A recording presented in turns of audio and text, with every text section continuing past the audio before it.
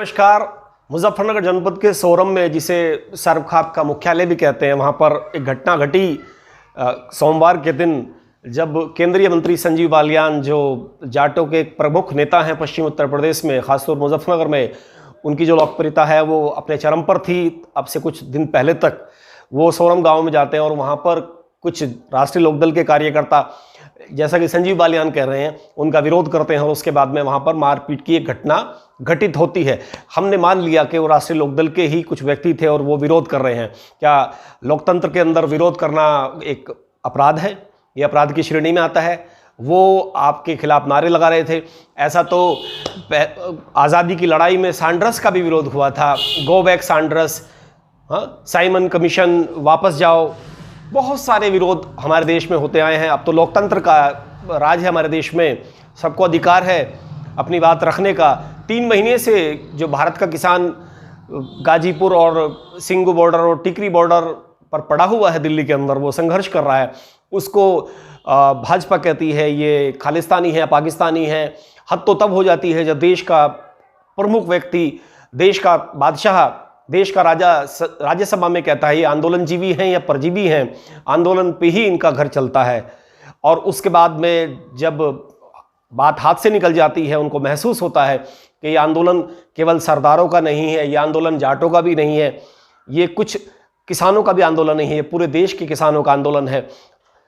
ये आंदोलन एक दिन में खड़ा नहीं हुआ दोस्तों, कोई भी आंदोलन एक दिन में खड़ा नहीं होता। इसकी जो पटकथा है वो पहले ही लिखी जा रही थी।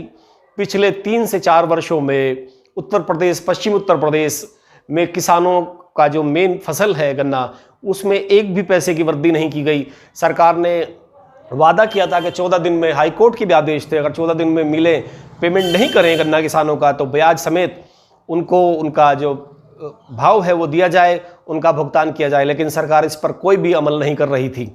ये तो उत्तर प्रदेश की बात रही। इसके बाद में हम बात करते हैं पंजाब की। पंजाब की जो मेन उपज है वो है धान। वहाँ पर जो धान उत्पादक हैं विशेष रूप से वो सरदार ही हैं। सरदारों में भी सभी जातियाँ होती हैं, कोई जाट भी होता है, गुर्जर भी होता है, सैनी भी हैं, दलित भी हैं। वहाँ पर हर जाति का सरदार होता है तो सब किसान ही। उनकी वहाँ पर दुर्गति हो रही थी धान में, धान के उनको भाव नहीं मिल पा रहे थे। हद तो तब हो गई धान उत्पादकों के साथ में जब पराली जलाने पर उन पर केस दर्ज होने शुरू हो गए।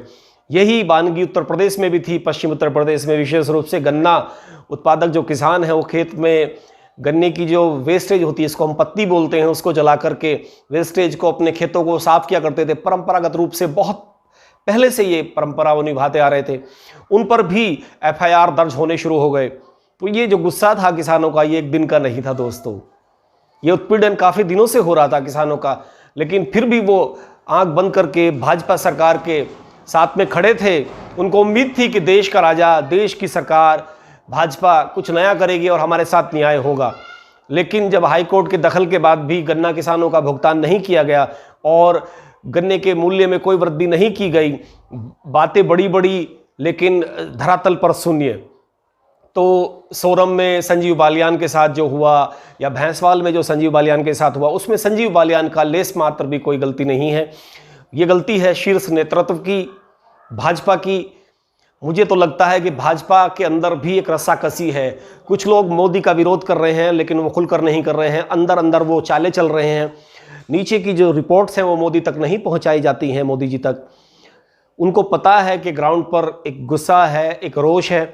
2022 में चुनाव आने वाले हैं उत्तर प्रदेश के अंदर।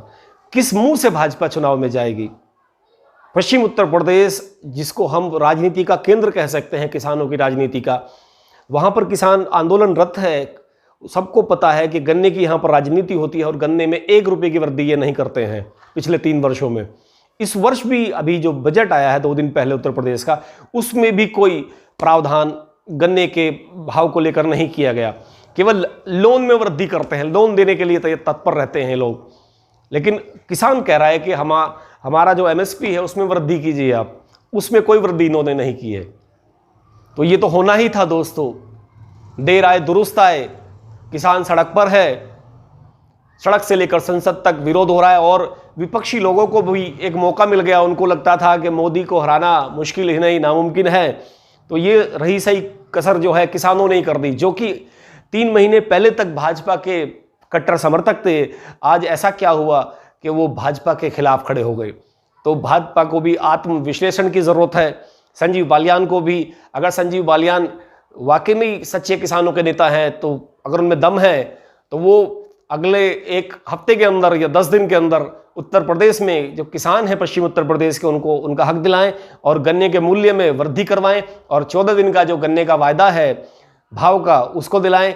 तब लगेगा कि वो सच्चे अर्थों में किसानों के एक नेता हैं और भविष्य में वे अजीत सिंह या राष्ट्रीय लोकदल का स्थान ले सकते हैं। वरना जो उनकी बातें हैं वो केवल हवाई किले बनाने से ज़्यादा कुछ नहीं है। वो किसानों की राजनीति में अभी तक हमें फेल नज़र आ रहे हैं।